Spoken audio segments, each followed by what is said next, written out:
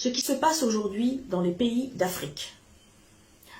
Tous les mensonges qu'on vous raconte à la télévision, s'il vous plaît, n'en tenez pas compte.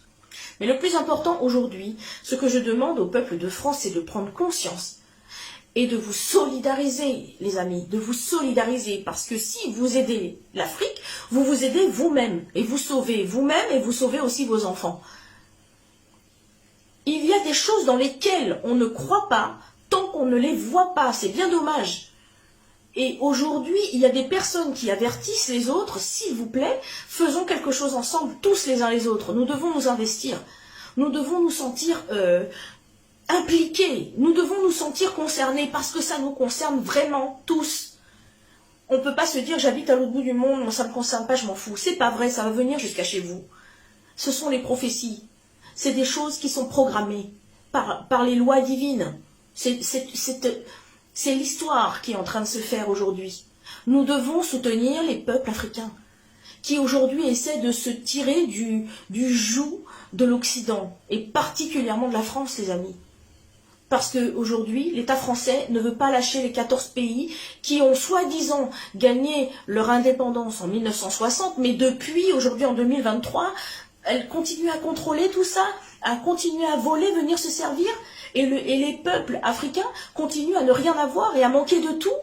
Pendant que vous avez l'électricité de l'uranium du Niger, pendant ce temps, dans quasiment presque tous les pays d'Afrique francophone, ces pays-là connaissent des coupures d'électricité, alors que l'uranium, il est chez eux.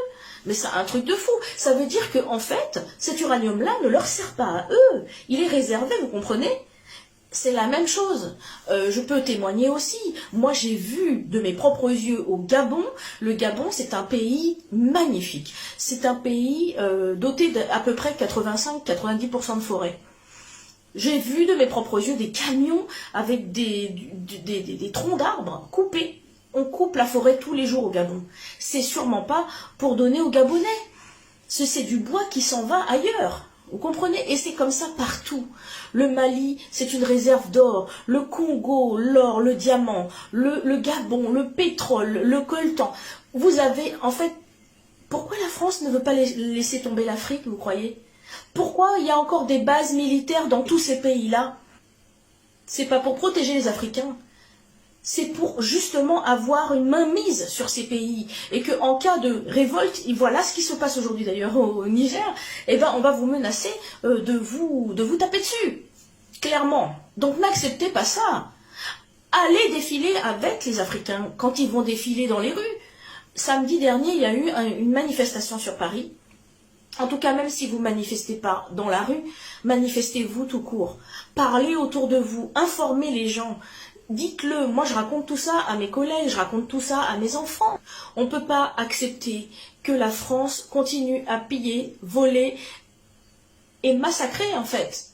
On ne peut pas dormir tranquille, les amis. Vous vous rendez compte que vous avez un pays voleur, un pays menteur, un pays qui a persécuté et qui continue de persécuter les autres, mais que chacun s'occupe de chez soi. Mais vous savez que la France, là, aujourd'hui, elle est dans une mauvaise posture, parce qu'elle est en train de devoir se battre sur tous les fronts, je dirais même.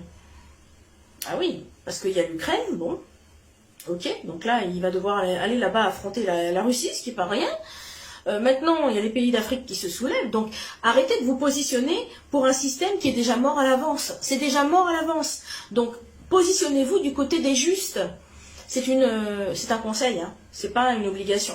Ce n'est pas un ordre, c'est juste un conseil. Je viens ici pour essayer, en tout cas, s'il vous plaît, de vous faire ouvrir les yeux et de vous faire prendre conscience que vous ne pouvez pas cautionner quelque chose qui est injuste et quelque chose qui dure maintenant depuis des siècles. Ça n'a que trop duré. On ne peut pas aujourd'hui assumer ça et marcher la tête haute, dont on ne brime pas nous-mêmes les gens. Mais indirectement, nous sommes responsables de ça parce qu'on en bénéficie. Grâce à ce que la France va piller en Afrique, vous pouvez maintenant avoir des téléphones portables.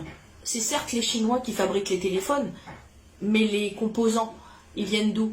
Eh ben, ils viennent d'Afrique, les amis. Donc, c'est pas normal que quand vous allez en Afrique, ils ont quoi? Ils ont des vieux coucous, les téléphones, ça pète au bout de 3 mois. Donc, c'est pas normal, vous comprenez? Peut-être qu'à un moment, il faut aussi un peu cesser d'être égoïste et voir les choses d'une autre façon. Et je vous dis ça en tout amour. Je vous dis ça justement pour que les peuples se réunissent. Je vous dis ça pour que les Africains sachent que tous les Blancs ne sont pas contre eux, qu'il y a beaucoup de personnes en Occident, même des Français aussi, qui sont vraiment contre ce système-là et qui ne cautionnent pas ça. Et j'en fais partie. Donc voilà, force et courage à vous, mes très chers amis, mes frères et sœurs africains, africaines. Courage parce que vous êtes nos devanciers, vous êtes nos gardiens, les gardiens de l'humanité. Donc unissons-nous à côté d'eux pour que nous puissions ensemble maintenant créer cette nouvelle humanité, l'humanité consciente et solidaire. Merci à vous et que l'amour règne.